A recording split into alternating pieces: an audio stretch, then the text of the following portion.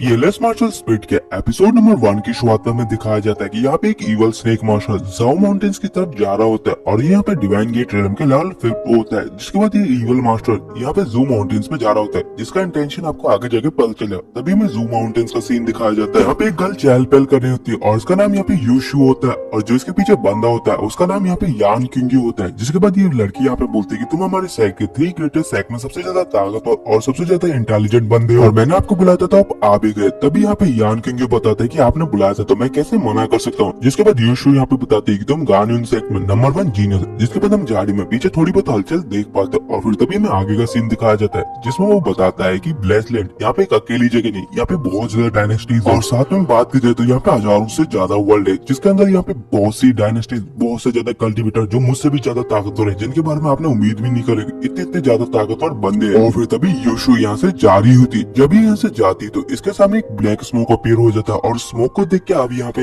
हमारे यान किंग भी हैरानी में पड़ जाता है और बोलते कि यहाँ पे अचानक से ये क्या हो गया। और फिर वो यहाँ पे अपनी पावर का इस्तेमाल करते हैं और वो यहाँ पे अपनी पावर स्लैश के कारण अब इस धुएं को बीच में से काटने की कोशिश करते हैं, जिसमें वो इसको पहले एक बार के लिए तो ऑब्जर्व करते हैं पर दोबारा वो अपनी पावर का इस्तेमाल करके एक बार में इसे यहाँ पे कट कर देते हैं। और यहाँ पे इस स्मोक की स्ट्रेंथ को देखते हुए वो यहाँ पे बताते हैं कि सामने वाला बंदा यहाँ पे डिवाइन गेट रिलम पे और वो डिवाइन गेट रिलम के लेवल 5 पे, ये नामुमकिन है, यहाँ पे इतनी जल्दी कोई नहीं पहुंच सकता और इसके इंटेंशन बुरे तो आप पहले यहाँ से निकल जाइए। जिसके बाद यूशु यहाँ पे इसकी बात मानते हुए यहाँ से निकल जाती है। तभी यहाँ पे वो स्नेक मार्शल अपीयर होता है जिसने बहुत सी धुंध यहाँ पे फैला दी होती है और फिर यहाँ पे यून किंग यहाँ पे बोल रहा होता है कि तुम यहाँ पे ऐसे छुप क्यों रहो, मेरे सामने अपीयर हो, मैं भी देखना चाहता हूँ तुम कितने ज्यादा ताकतवर हो। जिसके बाद ये अपने स्पिरिचुअल स्वॉर्ड को समन करता है और यहाँ से हमें पता चलता है ये डिवाइन गेट रिलम के लेवल 4 पे और साथ में इसके पास एक डिवाइन स्वॉर्ड भी। जिसके बाद वो स्नेक कैपिन से टकराता है जिसके कारण वो यहाँ पे चकनाचूर हो जाता है, जिसके बारे में किसी ने सोची नहीं होगी, और एक डिवाइन स्वॉर्ड जिसका नाम यहाँ पे यू कॉन्ग है। और फिर अब यहाँ पे यान किंग के सामने अब वो स्नेक मार्शल अपीयर होने वाला था और उस स्नेक मार्शल का नाम यहाँ पे साइची होता है जो यहाँ पे डिवाइन मार्शल रिलम के लेवल 5 पे होता है। तभी साइची यहाँ पे बोलता है कि अब तुम मरने के लिए तैयार हो जाओ। इसके बाद वो अपनी स्नेक की बहुत ज्यादा क्लोन बना लेता है और अब उनकी मदद से वो यहाँ पे यान किंग पे हमला करता है और अब यहाँ पे उन्हें स्नेक को रोकने के लिए वो एक फॉर्मेशन को अपीयर करता है, जिस फॉर्मेशन के कारण ये सारे स्नेक यहाँ पे एक बार में डिस्ट्रॉय हो जाते हैं। और अब मौका देके यान किंग यहाँ पे साइची पे हमला कर देता है, जिसके बार को बचने के लिए यानी यहाँ पे इसके वार को रोकने के लिए वो यहाँ पे यूशु को सामने ले आता है जिसको उसने थोड़ी देर पहले यहाँ पे पकड़ा होता है। और यूशु को देख के यान किंग यहाँ पे रुक जाता है, जिसके बाद वो शाइची यहाँ पे बोलता है कि तुम अगर इसे बचाना चाहते तो लो बचा लो। जिसके बाद वो यहाँ पे यूशु को अपने आप से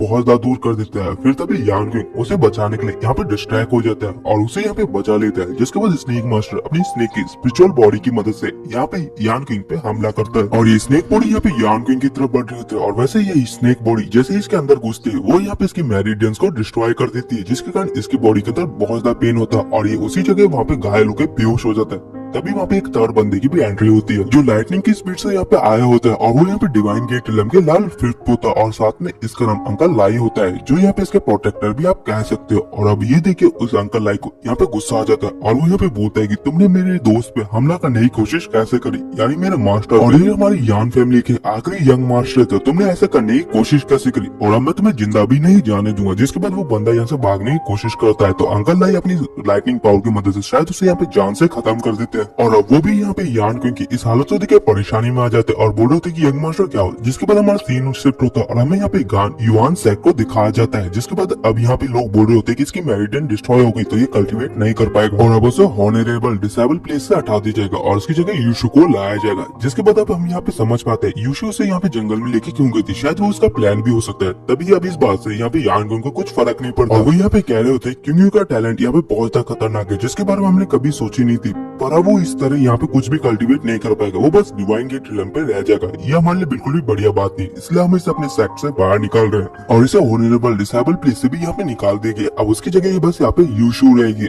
और अब इस बात को यहाँ पे यान किंग बड़ी आसानी से मान लेता और बोलता कि सेक्ट चीफ का मामले के बीच में हम कुछ नहीं बोल सकते और मैं आपके मामले पे हमेशा अमल करूंगा। और फिर तभी सेक्ट मास्टर के अनुसार वो यहाँ से निकल जाता और यान किंग जब यहाँ से नीचे जा रहा होता है तभी उसके सामने यूशु अपीयर होती है और यूशु यहाँ पे बोलते कि इस हालत की जिम्मेदार मैं हूँ, तुम मुझे इस चीज के लिए माफ कर देना और अगर तुम्हें फ्यूचर में किसी भी चीज की जरूरत हो तुम यहाँ पे मेरे पास आ सकते हो, मैं तुम्हारी उस रिक्वायरमेंट को जरूर पूरी करूंगी। और अब ये सब कहने के बाद वो यहाँ से जाने लग जाती और जब वो यहाँ से जा रही होती तभी हम उसके ईवल स्माइल को देख पाते और अब इससे हमें यहाँ पे समझ में आ सकता है कि ये इसका पूरा बनाया बनाया प्लान था और फेंग भी अब इसको यहाँ पे इस चीज को देखते हुए नोटिस कर पा रहे होते हैं और अंकल लाई भी इस चीज को यहाँ पे बड़ी आसानी से आप समझ गए होते हैं। तभी यहाँ पे फेंग आता है और वो यहाँ पे बोलता है कि टीचर आपको आंट यूशु के साथ जाने की क्या जरूरत थी, आपने उन्हें यहाँ पे क्यों बचाया, आपको उसके द्वारा देखो आउटर साइड में निकाल गया यानी आपको सेट से बाहर निकाल दिया गया। तभी फेंग को समझाने के लिए वो कहते हैं कि मैं अब कल्टीवेट नहीं कर सकता, इसलिए सेट चीफ ने मुझे यहाँ पे कुछ काम दे दिया तो मैं उन कामों को यहाँ पे ध्यान दूंगा जिससे हम यहाँ पे अपने खर्चा पानी निकाल पाए। और फिर तभी हमारा सीन शिफ्ट होता है और नेक्स्ट सीन में हम देखते हैं कि फेंग यहाँ पे एक जगह बैठ के अपने आप को ट्रेन कर रहा होता है जिससे वो अपनी मसल्स को स्ट्रॉन्ग कर सके और इस प्रैक्टिस में इसको इतना ज्यादा पेन हो रहा होता है जिसको हम यहाँ पे बखूबी अपने आराम से देख पाते हैं। तभी यहाँ पे उसके मास्टर यान किंग पीछे से अपीयर होते हैं जो इसको इस चीज को नोटिस कर लेते हैं और फिर फेंग यहाँ पे अपने आप को यहाँ पे थोड़ा संभालने लग जाता है और यान किंग बोलते हैं कि तुम्हारी मसल्स अभी बहुत ज्यादा वीक है, तुम्हें और भी ज्यादा ट्रेन करने की जरूरत है। और फिर वो अपनी स्टिक की मदद से इसकी स्ट्रेंथ चेक करने की कोशिश करते पर वो स्टिक के हिट से यहाँ पे नीचे गिर जाता है जिससे उसके मास्टर यहाँ पे सेटिस्फाई नहीं होते। तभी फेंग यहाँ पे अपनी कल्टीवेशन को करने की कोशिश करता है पर उसकी मेरिडियंस यहाँ पे ब्लॉक होती है जिसके कारण वो एक चीज को करने में बिल्कुल भी सक्षम नहीं होता और वो जितना भी कोशिश कर ले वो हाउतियन रियलम की लेवल 1 से ज्यादा ब्रेक थ्रू नहीं कर पा रहा होता है जिससे वो बहुत ज्यादा दुखी होता है और वो बोलता है कि टीचर आपका ये डिसाइपल की क्वालिटी बहुत ज्यादा बेकार है तो आपको यहाँ पे किसी और डिसाइपल को अपना लेना चाहिए क्योंकि वो 6 साल से यहाँ पे हाउतियन रियलम की लेवल 2 पे ब्रेक थ्रू कर ही नहीं पा रहे। और फिर तभी यान किंग यहाँ पे कहता है कि तुम यहाँ पे गिव अप करना चाहते हो। तभी फेंग भोली वाली शक्ल बनाते हुए बोलता है कि टीचर आप वैसे ही बहुत ज्यादा इंजर्ड है और इसी कारण आप मेरे साथ बिल्कुल भी टाइम स्पेंड नहीं करते, ये जानकर मैं बहुत ज्यादा दुखी हूँ। तभी उसके टीचर यहाँ पे कहते हैं कि तुम ऐसा कैसे कह सकते हो, जब यहाँ पे तुमने पहली बार कल्टीवेशन स्टार्ट करा था उस समय तुमने यहाँ पे डे एंड नाइट्स बहुत ज्यादा मेहनत करी थी और उसी के कारण तुम्हारी जो ब्लॉक मेरिडियंस थी उसके कारण भी तुम यहाँ पे हाउतियन रियलम के लेवल 1 पे ब्रेक थ्रू कर पाए जिसमें तुम्हें बहुत ज्यादा पेन होता पर तुमने उसे झेला। अभी बात सुन के फेंग बोलते हैं आपको कैसे पता। तभी इसके टीचर बोलते मैं तुम्हारा टीचर हूँ और ऐसी कोई भी बात नहीं है जिसको मैं बखूबी ना जानता हूँ। वैसे अब तुम्हें यहाँ पे अब day and night hard practice करनी होगी क्योंकि अब मैं तुम्हें यहाँ पे और भी ज्यादा ताकतवर बनाना चाहता हूँ। ये बात सुन के फेंग खुश हो जाता है, बोलता है कि ठीक है टीचर। तभी यान को यहाँ पे बोलता है कि तुम कभी गिव अप मत करना और इस बात पे अड़े रहना और ये मैं तुम्हारे को एक सलाह दे रहा हूँ जो तुम्हारी पूरी जिंदगी भर काम आएगी। अभी बात सुन के फेंग बोलता है कि टीचर अब आप मेरा हमला झेल के दिखाइए और मैं आपको अपने एक हमले से नॉकआउट कर दूंगा। ये सुन के उसके टीचर बोलता है ठीक है चलो तुम हमला करके बताओ। और फिर तभी फेंग यहाँ पे जैसे उसके टीचर पे हमला करता हम देखते हैं उसका हमला कैसा होता है। उसके कारण वो फेंग तो उन्हें टच भी नहीं कर पा रहा होता और फिर तभी यहाँ पे अंकल लाई की एंट्री होती है जिनके साथ एक और बंदा आया होता है जो यहाँ पे आउटर सेक्स से बिलोंग करता था यानी वो भी इनकी तरह था पर वो कल्टीवेट कर सकता था और उनका नाम यहाँ पे सीनियर सोन होता है जो डिवाइन गेट रियलम के लेवल 1 पे होते हैं। और वो यहाँ पे आते हैं बताते हैं कि पहले तुम एक हॉनरेबल डिसाइपल थे, तुम्हारी बहुत ज्यादा इज्जत की जाती थी